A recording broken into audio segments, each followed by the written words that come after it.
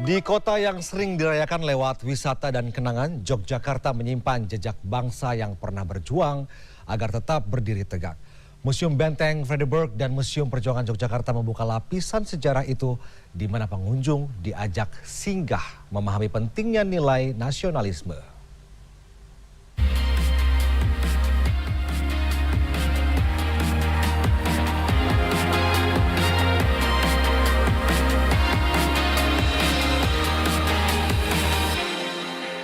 In association with Di Yogyakarta, sejarah tak selalu datang lewat tugu atau jalan-jalan yang ramai. Kadang ia menetap di dalam benteng tua, di dalam ruang pamer, dan dalam narasi panjang tentang bangsa yang berulang kali harus mempertahankan dirinya.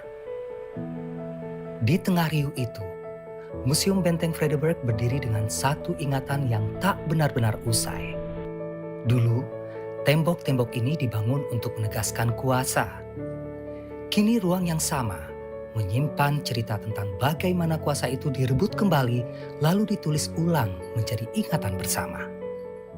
Museum Benteng ini merupakan salah satu bangunan cagar budaya tingkat nasional di Jogja dan kebetulan posisinya sangat strategis di titik nol. Jadi ada sebagian orang yang berkunjung ke Jogja itu merasa belum ke Jogja kalau belum masuk ke museum ini. Di Museum Benteng Vredenburg, ada alur yang disusun pelan-pelan. Ada ruang yang membawa pengunjung menyusuri satu demi satu lipatan sejarah. Dari Perang Diponegoro, masa pendudukan, awal kemerdekaan, hingga republik yang berjalan tertatih mencari bentuknya. Diorama-diorama ini tak bekerja sebagai pelengkap tata pamer. Mereka menjadi semacam panggung kecil, tempat waktu dibiarkan berulang. Ada ketegangan, ada kerapuhan, ada pula perasaan bahwa kemerdekaan tidak pernah datang sebagai hadiah yang selesai dalam satu malam. Yogyakarta, dalam lintasan itu muncul bukan sebagai latar, namun sebagai kota yang pernah memikul nasib republik di bahunya.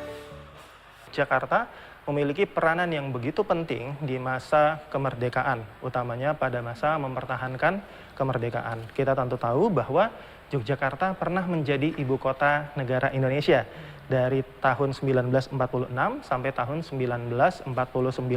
Ada begitu banyak peristiwa sejarah yang berkaitan dengan republik ini yang terjadi di Yogyakarta. Sehingga peran Yogyakarta dalam kemerdekaan, umumnya dalam upaya mempertahankan kemerdekaan, tidak boleh kita lupakan, tidak boleh kita abaikan begitu saja. Mendatangi Vredenburg tak terbatas hanya pada mereka yang sedang mencari jawaban tentang masa lalu. Ada juga pengunjung muda yang datang dengan rasa ingin tahu yang lebih sederhana, yakni ingin mengerti kota ini dan ingin mengerti betapa sejarah begitu terasa penting. Nah, sekarang saya sebagai traveler yang mau jalan-jalan ke sana kemari, itu rasanya Vredenburg cocok banget buat anak muda zaman sekarang karena gimana ya, dapat informasinya jelas, tim-tim yang lain juga ngasih informasinya cukup oke, terus ketersediaan untuk bagaimana menyampaikan informasinya juga oke banget. Jadi saya setelah kesini kedua kali jelasnya nggak cuman buat seru-seruan tapi bakalan jadi bekal saya untuk kedepannya sih Kak. Gitu. Vredenburg tak langsung menutup pintu saat malam tiba. Seakan memberi ruang bagi orang untuk datang dengan langkah yang lebih santai. Waktu kunjungan dipanjangkan, air mancur menari dengan atraksi, pertunjukan musik pun hadir menemani.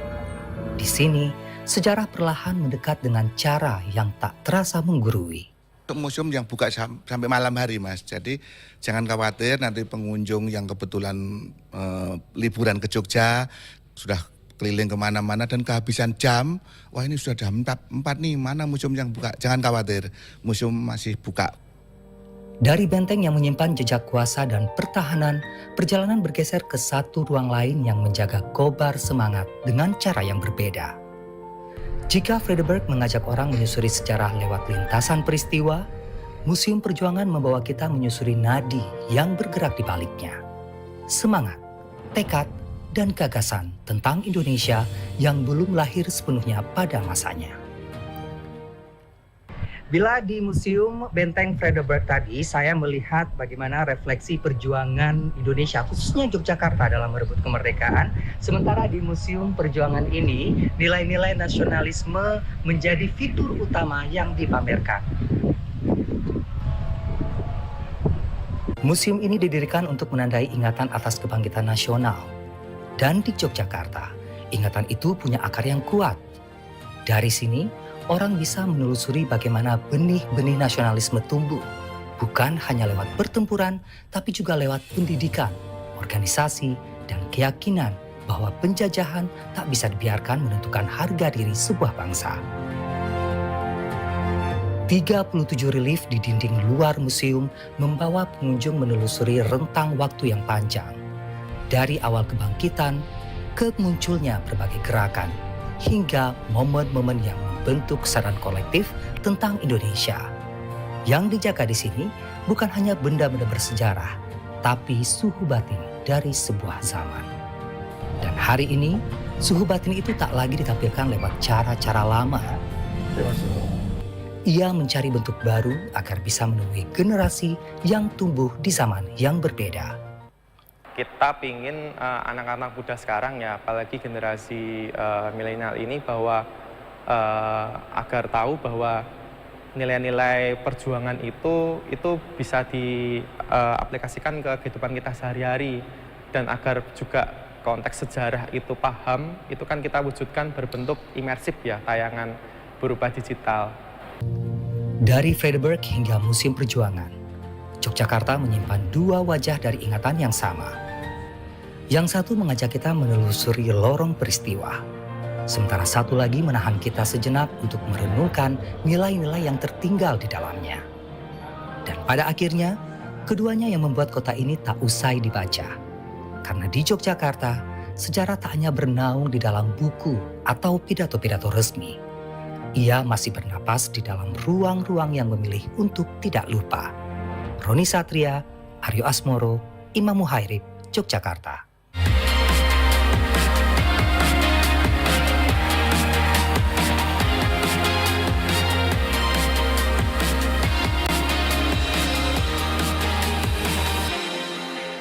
In association with